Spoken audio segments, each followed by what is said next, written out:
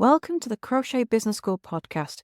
I'm your host, Kelly Thomas, and I'm going to help you to make your crochet business dreams a reality, stitch by stitch, without you being chained to your hook and being able to live that lifestyle you've been dreaming of using the power of your crochet.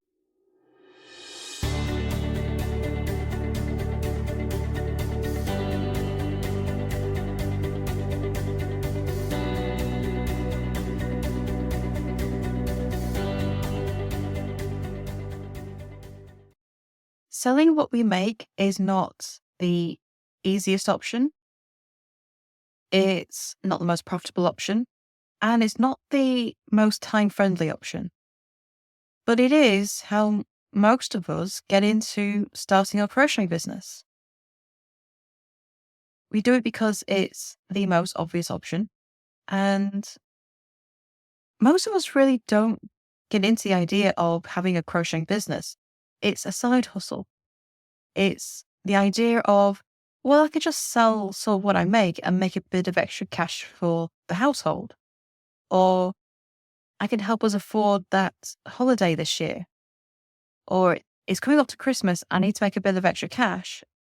Why don't I sell some of my crochet? And that's how most of us get into this.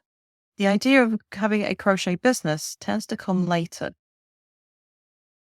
But that doesn't mean you can't go from side hustle to fully fledged crochet business that you make a living from.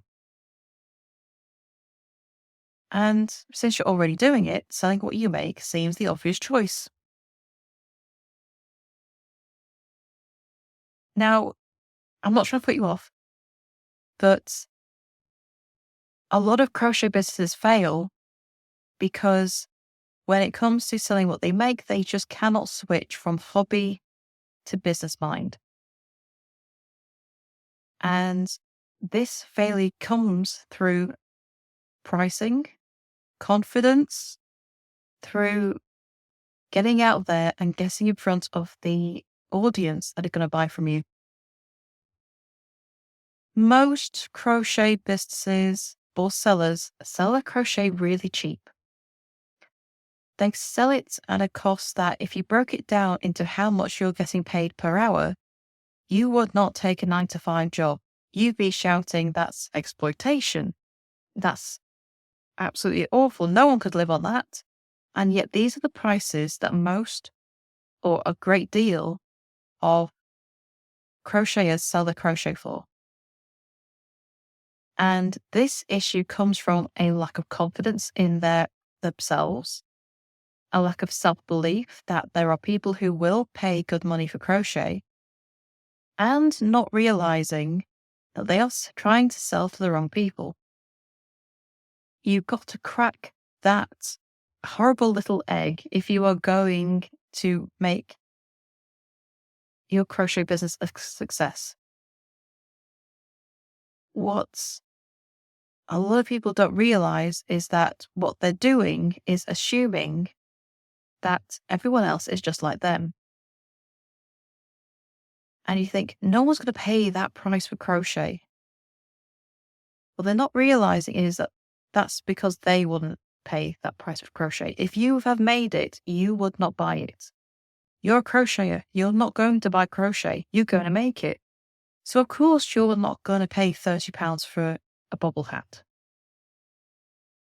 Guess what? Someone else who doesn't crochet will. But you're not getting in front of the right people. Crochet is a luxury item. And to make a living from selling what you make, you have got to treat it like a luxury. You are not selling to your neighbors, you're selling to your neighbor's boss. And that's how you're going to think of it when deciding how to go about selling your crochet and who you are targeting for your customers. You're targeting the people who like luxury brands, who have disposable income to pay that bit extra, who are going to pay more to have a quality product. You are not trying to sell to people who go for the discount goods store and buy fast fashion. They're not your people. And yet, That's who a lot of crocheters try to sell to. And it's the wrong way to go about it. So if you can crack this and get out of that bargain basement mindset, you can make a good living selling what you make. Doesn't mean it's easy. It doesn't mean that you're not going to be crocheting every minute of the day. You will be. You can be working 40, 50, 60-hour weeks, just getting all the crocheting done that you need. But if that's what you want to do, then fantastic. This is a great way to do it. The downside to selling what you make is that if you are not crocheting, you cannot make money. So if you want to take time off, you kind of have to accept that there's going to be no income coming in. So I would always recommend having a backup option so that if you want to take time off, you still have money coming in.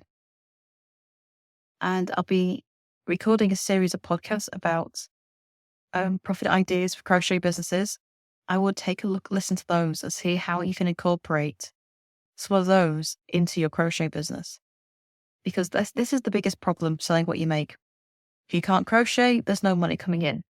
So if you end up in a position where you have to take extended time off, you're going to have a really big problem when it comes to your finances. If you break your arm and can't crochet, you're stuck. If a relative has an emergency and you need to go be with them and you can't crochet while you're caring for them, you're stuck. You want to take the holiday for 2 weeks with the kids, you're a bit stuck. So while selling what you make can be incredibly satisfying, seeing how people appreciate your crochet, all that hard work you've done is incredibly gratifying. Your customers will send you pictures and stories of who they gifted it to and how much is appreciated, which, it makes your heart sing. It really does. But there is a big downside to selling what you make in that you are basically selling your time for money. No time, there's no money. So you have to crochet all the time to fit those orders in. But in a way, I'm kind of jumping the gun here because you've got to get those orders in the first place. So where do you sell? You can sell on social media. You can sell on third-party apps like Etsy and Shopify. You can sell in store. You can do a rent-a-shelf option. You can sell wholesale to shop owners. There's a whole variety of options available to you when it comes to selling what you make. Social media is free, which sounds fantastic, but there's no search options. People can't search for a crossbody bag and have you come up with search results. It doesn't work that way, which means you have to go and find your customers. But if you sell on third-party apps like Etsy and Shopify, your listings will appear in Google search results. They will appear on Bing. They will appear on all the search engines, which, yes, these platforms do charge you. You have to pay for your listings and they take a commission out of all your sales. But having the ability of your customers coming to find you instead of you having to go find them, I personally think that's worth its weight in gold and worth the fees. Fees are only an issue if you are not pricing your crochet properly. If you've got your pricing right, the fees are not an issue. And you get found in search results, not only on the platforms themselves like Etsy search, you'll get found on Google. If you use Pinterest to promote your crochet, you'll get found there because Pinterest is a search engine as well. If you make videos for your crochet, you'll get found on YouTube because that's also a search engine. Using third-party apps are opening the world, literally opening the world to your crochet and getting sales. So I highly encourage you to look at these options and not just rely on social media.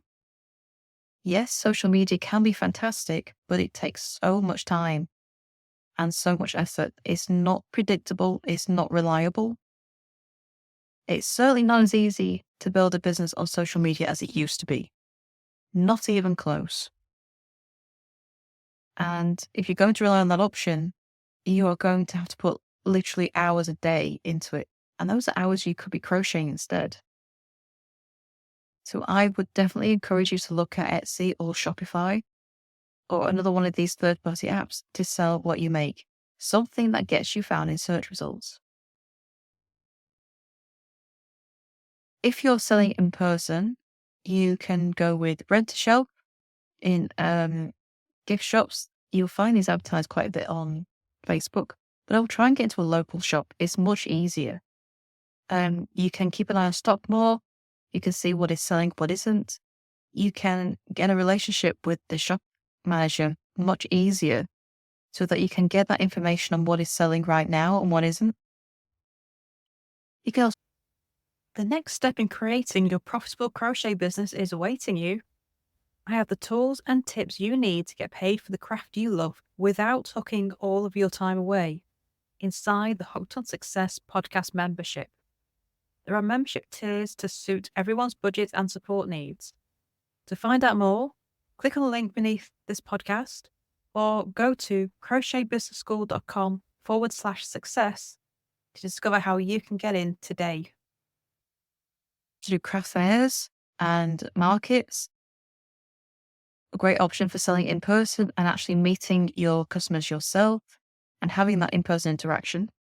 One of the downsides to having your own business and being the only one in it is that you can be stuck without kind of any human interaction, without being able to talk to anyone during the day. And so craft fairs and markets open that up for you. And so you can have that conversation and get a human element back into your life that kind of disappears a little bit when you are doing this for yourself. Again, they do take work, they take research. They're not the easiest of options, but they can be great profit makers. But the key is to do your research. And I actually just recorded an episode on selling at craft fairs and markets for my membership, the Hooked on Success podcast membership. The link is beneath this video if you want to take a look, or go to crochetbusinessschool.com/success and take a look at the membership where we do dive further into all these, issues around selling your crochet. There's also challenges in there. We just done one for prepping for Christmas to try and make it as stress-free as possible. That does sound like a bit of a strange thing to say, a stress-free Christmas, but we could try and make it easy for ourselves, So go take a look if that interests you. But craft fairs and markets, you've got to choose wisely. You've got to choose the event, or you have to choose your stock. You have to base it around one or the other. But also great opportunities for selling in person and can be very, very successful if you do them right. When it comes to selling online, you also then have the option of taking bespoke orders. People can ask for personalization or ask for you to do something specifically just for them. And one of the biggest things it's heartbreaking to see in Facebook group, people saying that someone has ordered from them, they've made that order, and then when it came time to sort out payment and delivery, the customer has ghosted them. They just ignored them completely. And the mistake was simply that they did not take payment up front. At the most minimum, you should take a deposit at the time of order, but I would take full payment. There is no reason why you shouldn't. In fact, there's every reason why you should, to prevent this from happening, to prevent people from ordering from you and then not paying later. If they haven't got the money then when they order, Who's to say they'll have the money when the order is ready? This is a way of protecting yourself. And to be honest, most people should expect to pay on order. When you go online and order something, it doesn't matter when the delivery date is. You pay at the time of order in these big online shops. Amazon, you pay when you order. You order from a furniture store, you pay at the time of order. But even if you set up a payment plan, you still put a deposit down. And you should do the same. There is no reason why any customer should expect you to take an order without payment. And to be honest, if they insist on it, I will just cancel the order and run. You have to protect yourself. Same if you're posting packages. Always use tracked delivery. Never post it any other way because you have to protect yourself. Forget the customer complaints about high postage. It doesn't matter. If they refuse to help you protect you and them, then you don't need to be doing business with them. And to be honest, if they are complaining about a couple of extra pounds on the postage cost, you probably got your prices too low. Because if they are quibbling over a couple of pounds, then you must have a low price point. And crochet is not cheap. It's a luxury item. So put those prices up and the cost of the postage won't be an issue. If you are selling to the right people, you won't have these problems. If you are having these problems of people quibbling over paying up front or quibbling over postage costs, then that's a sign that your prices are too low and you are not trying to sell to the right people. You need to go to the luxury market. And luxury markets, luxury people who buy these luxury price brands, they understand that they are going to pay premium. And that means all the services that come with it are a premium. Tracked delivery, paying up front, that's part of it. They expect this. So if you are having these issues, you are selling to the wrong people. The other big thing about selling online is you've got to get your photos right. You've got to stand out for all the right reasons with fantastic looking photos. You don't need a professional photographer. You can take fantastic looking pictures all by yourself using just your smartphone and some free editing apps. This is how I've always taken my photos, and my pictures stand up really well next to other people's.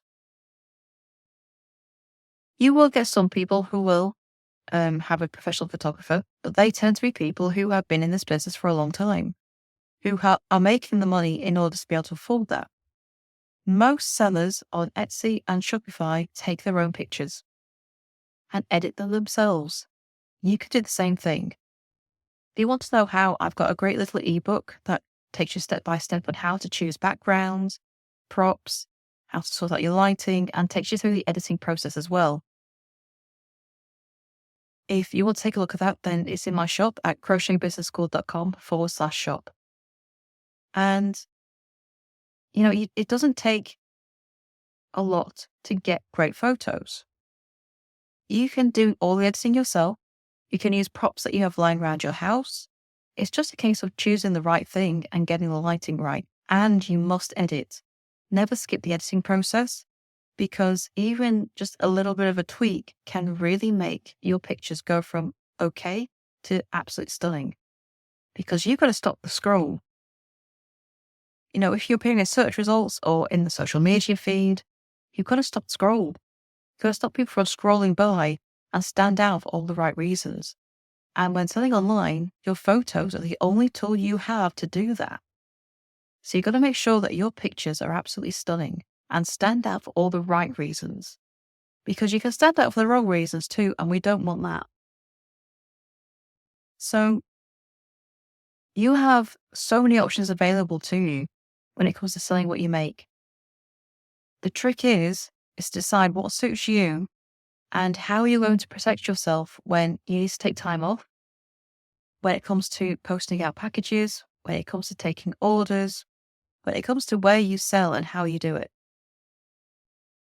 It's not the easiest option, but it is the clearest option available to us.